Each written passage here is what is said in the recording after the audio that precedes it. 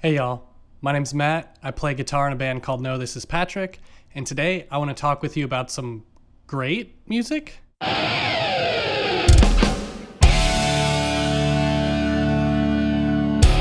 Alright, let's start out by giving some context for those who might not know the full story and legend behind Metallica's Saint Anger album. In order to give that context, we have to have a little bit of a history lesson, so let's go back in time. In the early 80s, Metallica rose to prominence, co-creating a subgenre called thrash metal alongside bands like Exodus, Testament, Slayer, Anthrax, and Megadeth. The sound is based around super fast songs, chuggy palm-muted riffs, and frantic solos, lots of double bass. They're basically taking things that were introduced by new wave of British heavy metal bands like Motorhead, Iron Maiden, and Judas Priest, and combining that with the extra energy and aggression and angst of hardcore punk, which itself was a pretty new subgenre. So Metallica's first taste of controversy comes on their second album, Ride the Lightning, when they include a ballad called Fade to Black. Lots of fans who just want to go and mosh and get drunk and beat each other up and have fun at the crazy thrash show don't love having a slower, softer, more introspective song on this album. But Metallica sticks to their guns, and on Master of Puppets, they have another ballad called Welcome Home Sanitarium. And it's a good thing they did stick to their guns because those two songs are now, of course, considered classics. They're some of their best songs. Then during the tour cycle of Master of Puppets, tragedy strikes and the bassist Cliff Burton is killed in a horrific bus accident. He is replaced by Jason Newsted from the band Flotsam and Jetsam. Jason is a huge asset to the band, but he is treated terribly by the band immediately and really for his full tenure. And that's the next controversy, which is And Justice for All, their fourth album, which is still considered one of their classics, but it's a little different in that it leans a little bit more progressive, messing with some time signatures, even longer, more complicated songs. But the real controversy comes from the fact that Jason's bass is basically inaudible on the whole album, and frankly, a lot of the sonic stuff on there is questionable.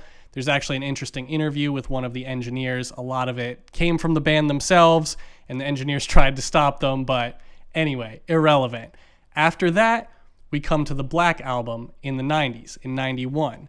This is the first major change Metallica goes through. They make a much more commercial, radio-friendly record with producer Bob Rock, who had worked with Bon Jovi and Motley Crue, so more mainstream rock and metal bands. So a lot of fans don't like that. There's much less speed going on. They're much cleaner, more produced records, but it becomes one of the biggest albums of all time. And then through the 90s, Metallica continues to change, arguably chasing some trends while grunge gets bigger and they cut their hair and people freak out about that. But they continue to become one of not only the biggest metal bands, but one of the biggest musical acts of all time through record and ticket sales. So then that brings us up to the turn of the century, getting to the year 2000. Around that period, Jason Newsted has had enough. He quits the band. Lars is starting his very unpopular crusade against Napster, which is a whole other topic that we could discuss because I think it's a little misrepresented, but people are not happy with Metallica. It's been a few years since their last full-length record, and so they go in to try and make a new record with no bassist. They're having producer Bob Rock play bass, and they go through an incredibly turbulent time that you can see in the documentary Some Kind of Monster about making the album Saint Anger. So at this time, the other big thing that's happening is nu metal is becoming the financially, commercially dominant heavy music of the time. So Metallica thinks, oh, do we need to adapt to this? Do we need to change our sound at all? And Saint Anger becomes an album that is meant to fit the sound of the time and also function as a sort of therapeutic outlet for the band. So lots of tough guy metalheads don't like this image of the band trying to become more self-aware and healthy, so they get pushback from that. But then the music itself is the biggest change. Nu metal is known for lower tuned guitars, focus on groove, hip-hop influences, and just generally sounds that weren't included in the more traditional metal styles. So on Saint Anger, they tuned down to drop C instead of E standard like they normally did. There's no guitar solos because very few nu metal albums have guitar solos. That's a point of contention within the band. And perhaps most importantly, the way they record it is super raw and arguably kind of unusual, which is where the infamous snare comes in. And you'll hear a little bit more about that when we're listening. But that brings us up to the context of when Saint Anger came out and what people were used to from Metallica. They had already been changing, people were already kind of pushing back, and this was just an even bigger leap into uncharted territory, or at least less Metallica sounding territory. So the funny thing is, I didn't know about all this until way later. I started getting into metal and heavy music around middle school, so a few years after Saint Anger had come out. And funny enough, some of the first Metallica songs that I had downloaded as MP3s that I listened to a lot were from Saint Anger. So to me, I was like, yeah, this is Metallica. This is one of the things they sound like. This is heavy. I like this. It's angsty. It's fast, whatever. And then later I found out what people thought of it, and I was like, no, I mean, I still think it's good. But then the more I got into classic Metallica and all the deep cuts, I was like, okay, I do kind of think this is better. But I do honestly still think there is a lot of good within the Saint Anger record, but there's also a lot of baffling choices. It's kind of like the Star Wars prequels in that way. Another thing that I'm a huge fan of and kind of defend against mainstream opinion. But anyway, I was in the car the other day and Spotify radio had taken over after I'd listened to something, and it was just shuffling through different related bands and songs, and the song Saint Anger from the album Saint Anger came on, and I hadn't listened to it in a while. And I was listening and I was like, man, I really love certain aspects about this, but then certain parts would come in and I'd be like, but also I understand why people kind of hated this or were confused by it. So I thought it would be funny to do one of my normal Why It's Awesomes, but also not my normal positive spin. Usually I choose songs that I think are definitively amazing to explain it and shine a light, but I thought it would be fun to basically listen and do a more neutral analysis on something that has remained controversial, but also is one of those trendy things on the internet to just hate because it's what you're supposed to do. So I want to take a listen to this song and see what it's really like and try and be as objective as possible. So let's take a listen. So start with a cool riff. Nice dry crunch tone down in that drop C.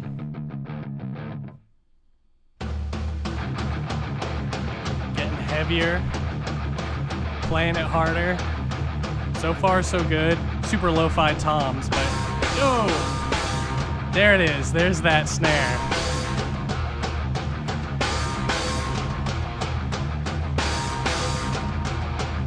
Part-wise, there we go. Like, this is super heavy, this is super cool, but of course the snare is distracting. It's so loud, it's ringing. Now the ringing out kind of works in a way because it's sort of almost like a tremolo matching the tempo, but it's still super distracting. Even though that part was cool. You can hear just that super raw drum kit. Great clean guitar parts. Kind of harkens back to their 90s grunge imitation stuff, the load and reload era.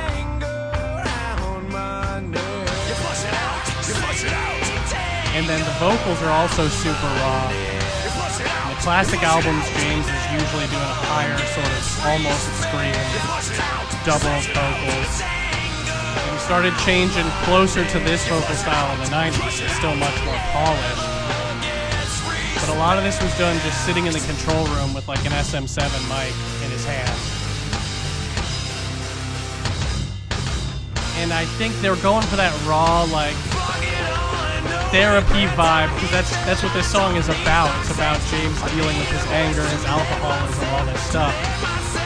Which is great. It's just not balanced, I feel like.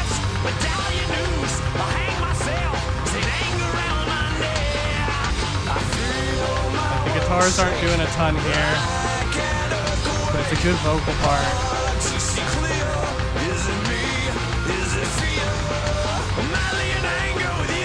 This section just kind of keeps going. And I also don't understand why the kick is like much louder on those accents, but I think it's not like that's the only time he's hitting the kick, so I don't really get that either. This is definitely the best part. This riff, this driving part.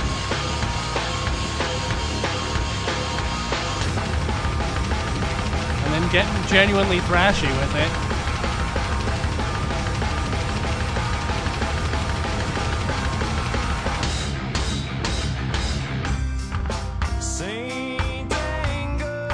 Cycling back around.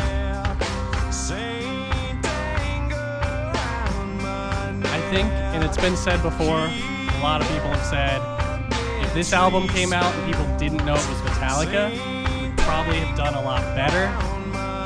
It's just so different, and especially compared to the specifics of what they used to sound like.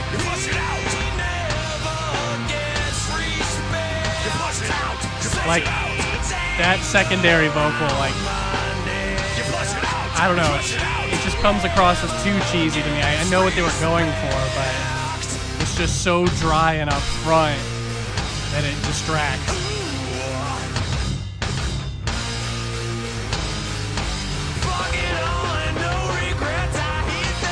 Going fast again.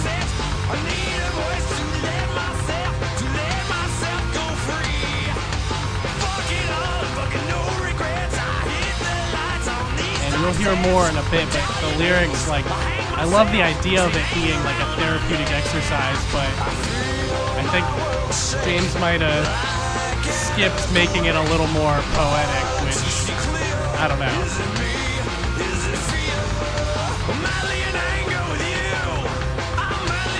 Also, again, that line, I'm madly in anger with you, like, I think it's supposed to be kind of clever, and it's just not. To that lower gain tone. It's cool, great dynamic choice. Basically back around to the intro.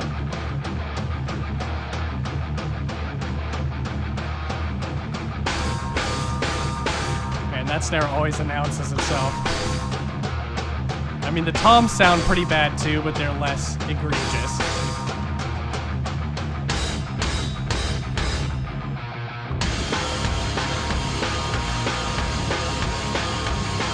Those reflections off that snare, like it seems like it fits the tempo, which is cool, but okay.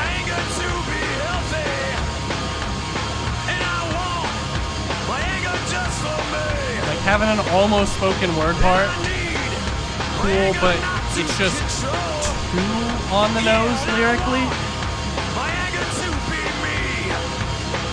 Like, I love James Hetfield is a hero of mine, but this feels low effort to me.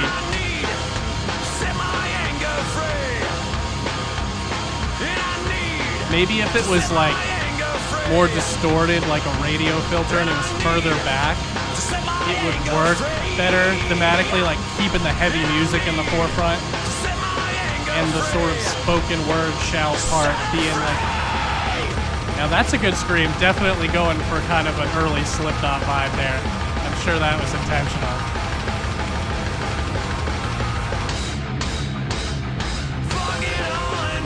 Okay, straight back into the chorus.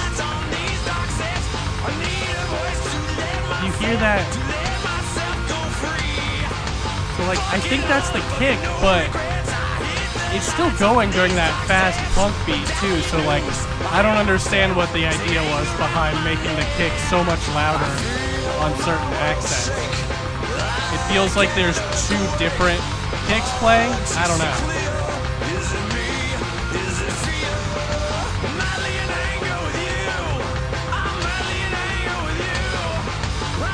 And I don't know if that's octaves or a key part that's kind of doing that texture in the background. Because the guitars are just kind of holding those chord changes, not doing any like riffs or anything.